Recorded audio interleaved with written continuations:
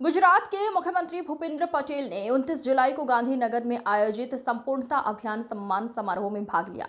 उन्होंने 12 जिलों और 500 ब्लॉकों के प्रमुख कलेक्टरों को स्वर्ण, रजत और कांस्य सहित 13 पदकों से सम्मानित किया।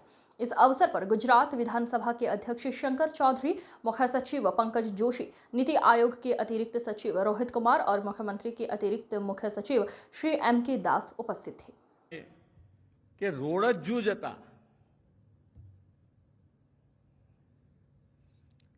એટલે એ રોડ મેઇન હાઈવે જે હોય કે એવા બે ચાર રોડ હોય એમાં તૂટવાનો બહુ અવસર પણ ઓછો હતો, પણ અત્યારે તમે જુઓ તો આપણે છેકે છેક ઘણા બધા તો અહીંયાથી છેક હવે વાડી સુધી રહેતા થઈ ગયા છે અને ત્યાં સુધી કદાચ કોઈક ને કોઈક જનપ્રતિનિધિ થ્રુ ત્યાં સુધી રોડ બનાવ્યા છે। હવે રોડ બની ગયા પછી એની પર આપણે જવા આવવાનું શરૂ કરી દીધા પછી એ રોડ તૂટેલો હોય તો નહીં ચાલે।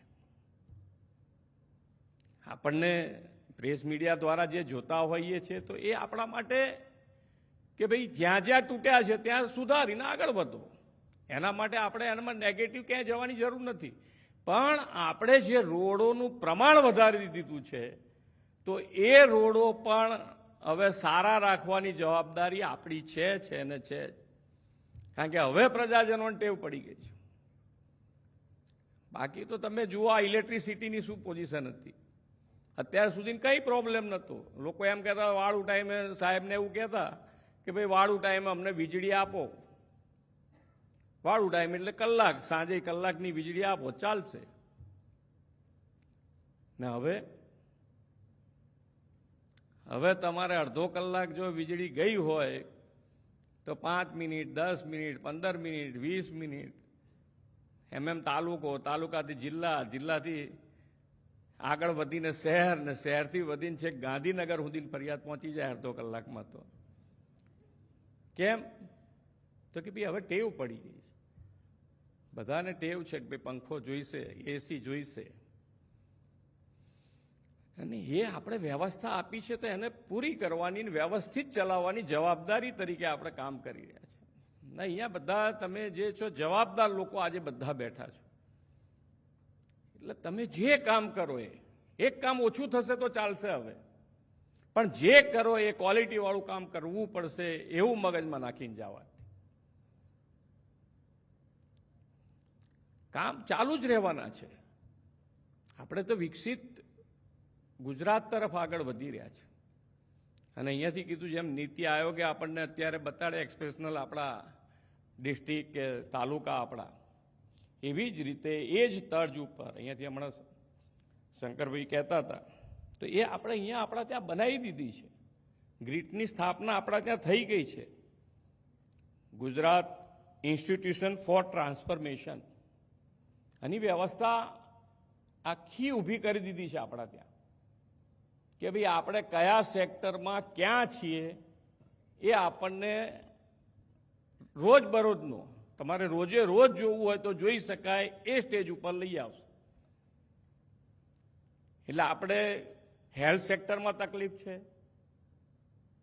તો એ આપણે ક્યાં સુધારવાની જરૂર છે, કયા જિલ્લામાં સુધારવાની જરૂર છે, ક્યાં સારી રીતે ચાલી રહ્યું છે, ક્યાં તકલીફવાળું ચાલી રહ્યું છે, કયા પ્રોજેક્ટ ચાલી રહ્યા છે, ઇન્ફ્રાસ્ટ્રક્ચરના કયા પ્રોજેક્ટ ચાલી રહ્યા છે, કયા સ્ટેજ ઉપર છે,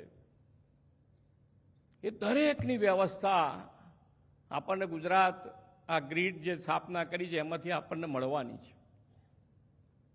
અને એ તમે જોશો તો તમને પણ તરત જ ખ્યાલ આવશે કે ભાઈ મારે કેવી રીતે કામ કરવાનું છે, ક્યાં કરવાનું છે, અને પ્રજાજનો માટે ખૂબ સારી વસ્તુ, સારી વ્યવસ્થા। બાકી તો જો વરસાદ જે રીતે પડે છે, જે પ્રમાણે ગ્લોબલ વોર્મિંગ ને ગ્લોબલ વોર્મિંગની અસરોમાં જે રીતે વરસાદ પડે છે તો એમાં એકલો ભારત દેશ નહીં, જેના ઉપર આપણને બધાને એમ હોય કે અહીંયા તો કંઈ તકલીફ જ ના પડે એને પૂછી લેજો, જેને જ્યાં ઓળખાણ હોય બધા અહીંયા જોયેલું છે એટલા હશે છે કે અમેરિકામાં વાત કરું છું। આપણે એમાં પેલું નથી જોવું કે ભાઈ અમેરિકા નથી કરી શકતું તો આપણે શેના માટે ગભરાવાની, એવી વાત નથી। આપણે નેગેટિવિટીમાં ક્યાંય જવા નથી માંગતા, પણ જે રીતે વરસાદ પડે એક જ સામટો અને એના કારણે ક્યાંક મુશ્કેલી ઉપાય છે, તો એનું પણ અત્યારે તો સોલ્યુશન આપણે કરવું જ રહ્યું કે ભાઈ આ પાણીની વ્યવસ્થા નીકળવાની વ્યવસ્થા કરવી જોઈએ. અને આપણી જોડે એક વિઝનરી લીડરશિપ છે કે જે દરેકે દરેક સેક્ટરમાં પૂરતું ધ્યાન આપે છે. જે લેટેસ્ટમાં લેટેસ્ટ દુનિયા ગ્લોબલ કઈ રીતે આગળ વધી રહી છે, ગ્રીન ગ્રોથ ઉપર આગળ વધી રહ્યા છે, તો એમાં પણ આપણું પૂરતું ધ્યાન છે. સેમિકન્ડક્ટર હોય કે ગ્રીન એનર્જીની વાત હોય કે ઈવી વેહિકલની વાત હોય, એ બધા ઉપર માન્ય વડાપ્રધાનશ્રીનું પૂરેપૂરું ફોકસ છે ને એ પ્રમાણે એ દિશામાં આપણે આગળ પણ વધી રહ્યા છે. પણ સાથે સાથે નાની નાની વસ્તુ પણ તમને એમ લાગે છે આજે વડાપ્રધાનશ્રી આટલી વ્યસ્તતા વચ્ચે પણ સફાઈની વાત કરી શકતા હોય, કેચ ધ રેનની વાત કરી શકતા હોય, લોકલ ફોર વોકલની વાત કરી શકતા હોય, તો આપણે કયું એટલું બધું કામ છે. અને આપણે તો મોંમાંથી અહીંયા બેઠેલા તો ઘણા બધા ને મોંમાંથી નીકળે એટલે 10 જણા હાજર થાય, આમ કરીને મારે ને બેલ 5 જણા હાજર થઈ જાય.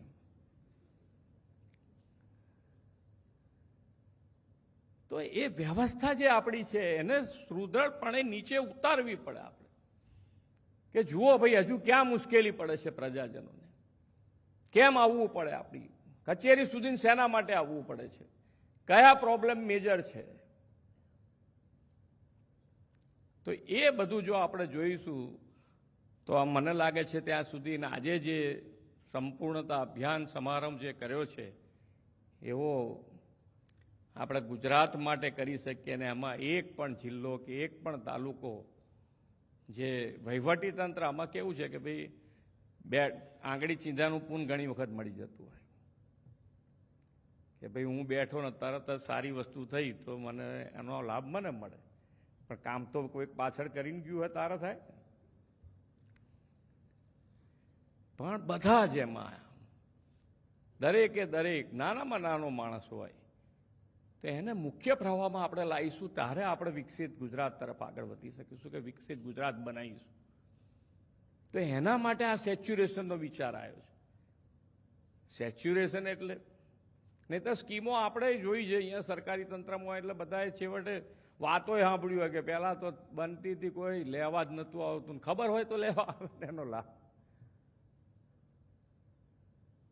સેચ્યુરેશનનો વિચાર આવવો એટલે 100% જેને મળવા પાત્ર લાભ છે એને ત્યાં સુધી એના ઘેર જઈને તમે આપ્યા, એ આપણા માટે ક્રેડિટની વાત છે. એને ખબર છે કે નથી ખબર, પણ તમે એને પહોંચાડજો કે ભાઈ આ તારો હક છે, તને મળી ગયેલો.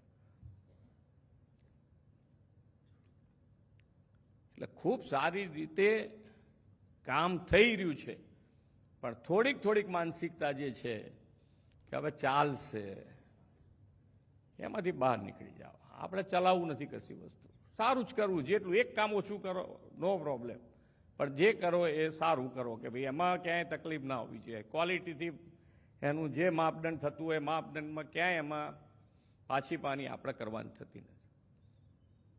અને છે વ્યવસ્થા છે, હવે આપણી જોડે ફાઇનાન્શિયલી પણ ખૂબ સારી વ્યવસ્થા છે, કે નીતિ આયોગ પ્રમાણે અમારી ફાઇનાન્શિયલ વ્યવસ્થા પણ ખૂબ સારી છે. ગુજરાત નંબર 1 પોઝિશન ઉપર છે.